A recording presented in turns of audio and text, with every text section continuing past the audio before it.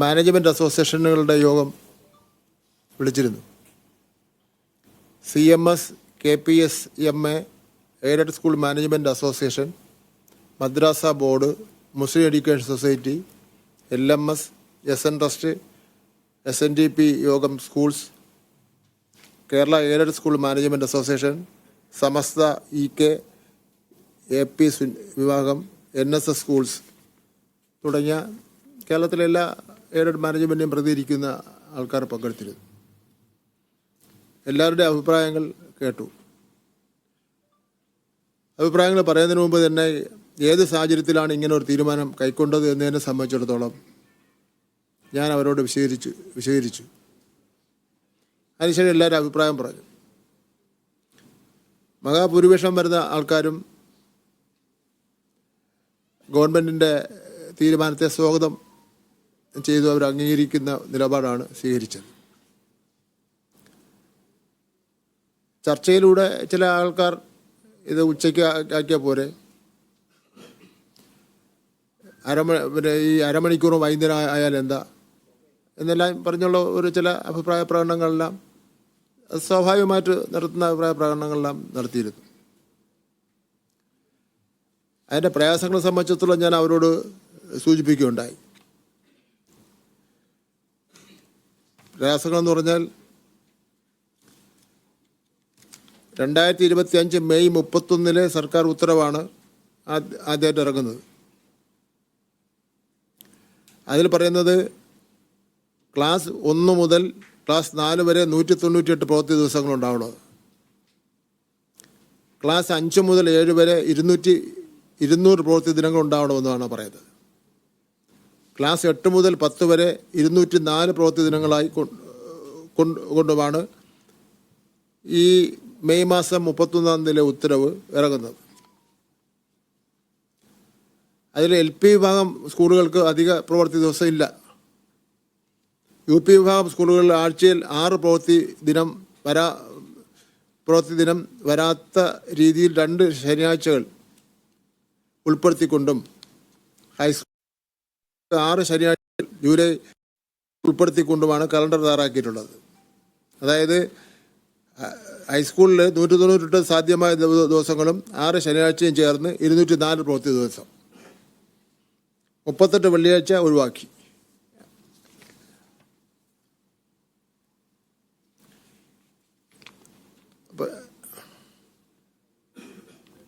അപ്പോൾ ഇതെല്ലാം വെച്ചുകൊണ്ടാണ് രാവിലെ 15 മിനിറ്റും ഉച്ച കഴിഞ്ഞ് 15 മിനിറ്റും അധിക പ്രവൃത്തി സമയം ഉൾപ്പെടുത്തി പീരീഡുകൾ ക്രമീകരിച്ചിട്ടുള്ളത്. അതായത് 10 മണിക്ക് തുടങ്ങുന്ന ക്ലാസ് 9:45 തുടങ്ങണം. അടുത്ത ഒരു പീരീഡിലേക്ക് 10:30 ആകുമ്പോൾ ഒരു പീരീഡ് കഴിയും. അപ്പം 45 മിനിറ്റ് ആവും. ഒരു കുട്ടിക്ക് 10 മിനിറ്റായിരിക്കും. പിന്നെ 10 മിനിറ്റ് രാവിലെ ഇൻ്റർവെല് കിട്ടും, 5 മിനിറ്റ് ഉച്ചയ്ക്ക് ശേഷം അവന് ഇൻ്റർവെല് കിട്ടും. ഉച്ചയ്ക്ക് ഇടവേളയ്ക്ക് 1 മണിക്കൂർ കിട്ടും.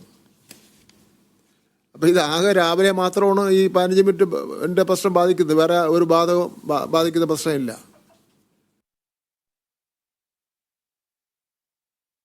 ആരംഭിക്കുന്നു.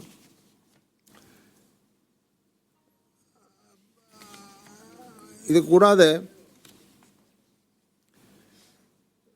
ഈ കേസിന് ആസ്പദമായ കാര്യമെന്ന് പറയുന്നത് ബിട്ടൂർ എബനൈസർ HS PTAയും മാനേജറും കൂടി ഫയൽ ചെയ്ത റിട്ട് ഹർജി. ആ റിട്ട് ഹർജിയിൽ ഉത്തരവ് പ്രകാരം അധ്യയന വർഷം 220 പ്രവൃത്തി ദിനം വേണമെന്ന് ഹർജിക്കാരൻ്റെ ആവശ്യത്തിന്മേൽ ചട്ടപ്രകാരം തീരുമാനിക്കാൻ പൊതുവിദ്യാഭ്യാസ ഡയറക്ടറോട് കോടതി പറഞ്ഞു. അപ്പോൾ ചട്ടപ്രകാരം 220 അല്ലേ, 20 പ്രവൃത്തി ദിനം പിന്നെ അത് ചട്ടപ്രകാരം കോടതി പൊതുവിദ്യാഭ്യാസ ഡയറക്ടർ ഹർജിക്കാരനെ കേൾക്കുകയും ഏപ്രിൽ മാസം 25 തീയതിയിൽ ഒരു ഉത്തരവ് ഇറക്കുകയും ചെയ്തു. എന്നാൽ ഉത്തരവിറക്കി കലണ്ടറിൽ ഉൾപ്പെടുത്താനും തീരുമാനിച്ചു. എന്നാൽ ആ ഉത്തരവിനെതിരെ പിന്നെ കേരള വിദ്യാഭ്യാസ ആക്ടും ചട്ടങ്ങൾക്കും ബാധകമായ സ്കൂളുകളിലെ പൊതുവിദ്യാഭ്യാസ വകുപ്പ് പ്രസിദ്ധീകരിച്ച വിദ്യാഭ്യാസ കലണ്ടർ ചോദ്യം ചെയ്തുകൊണ്ട് അധ്യാപക സംഘടനകൾ കേസിന് പോയി. അധ്യാപക സംഘടനകൾ കേസിന് പോയ ശേഷം പോയ അവസരത്തിൽ ഡയറക്ടറുടെ അധികാരത്തെയും ഈ കേസ് ചോദ്യം ചെയ്തു. അപ്പോൾ കോടതി ചോദിച്ച് ശനിയാഴ്ച പ്രവൃത്തി ദിവസമാക്കുന്നതിന് ഉള്ള ഉത്തരവിടാൻ വേണ്ടി ഈ ഡി ജിക്ക് എന്താ അധികാരം എന്ന് ചോദിച്ചതിൻ്റെ അടിസ്ഥാനത്തിൽ 2004 ആഗസ്റ്റ് 1 ബഹുമാനപ്പെട്ട ഹൈക്കോടതി ഒരു വിധിന്യായം പറഞ്ഞു. ആ വിധിന്യായം എന്ന് പറയുന്നത് 2009 വിദ്യാഭ്യാസ ആക്ടിലെ വ്യവസ്ഥകൾക്ക് വിധേയമായും ബന്ധപ്പെട്ടവരെ കേട്ടും ഇക്കാര്യത്തിൽ വിദഗ്ധരായവരുടെ അഭിപ്രായങ്ങൾ കേട്ട ശേഷം മാത്രമേ ഇപ്പോൾ ഉള്ള തീരുമാനം പുനഃപരിശോധിക്കാൻ ഒരു വിധിയുണ്ടായി. ഇതിൻ്റെ അടിസ്ഥാനത്തിൽ 2024 മെയ് മാസം 25 ഈ പൊതുവിദ്യാഭ്യാസ ഡയറക്ടറുടെ തീരുമാനവും 25 ശനിയാഴ്ചകൾ പ്രവൃത്തി ദിനങ്ങളാക്കിയ വിദ്യാഭ്യാസ കലണ്ടറും നിയമപരമായി നിലനിൽക്കില്ല എന്ന് പറഞ്ഞുള്ള ഉത്തരവ് കോടതി ഇറക്കുന്നതിന് വേണ്ടി തയ്യാറായി. അതിൻ്റെ അടിസ്ഥാനത്തിലാണ് 2024 ആഗസ്റ്റ് മാസം 1 ബഹുമാനപ്പെട്ട കോടതി നിർദ്ദേശമനുസരിച്ച് ഒരു ഉന്നതതല കമ്മിറ്റിയെ ഇത് പഠിക്കുന്നതിന് വേണ്ടി നിയോഗിച്ചത്. 5 അംഗങ്ങളെ ഉൾപ്പെടുത്തി രൂപീകരിച്ചിരുന്നു. ആ സമിതി നൽകിയിട്ടുള്ള നിർദ്ദേശം കോടതിക്ക് തുല്യമാണ്. കോടതി പറഞ്ഞ അനുസരിച്ചാണല്ലോ.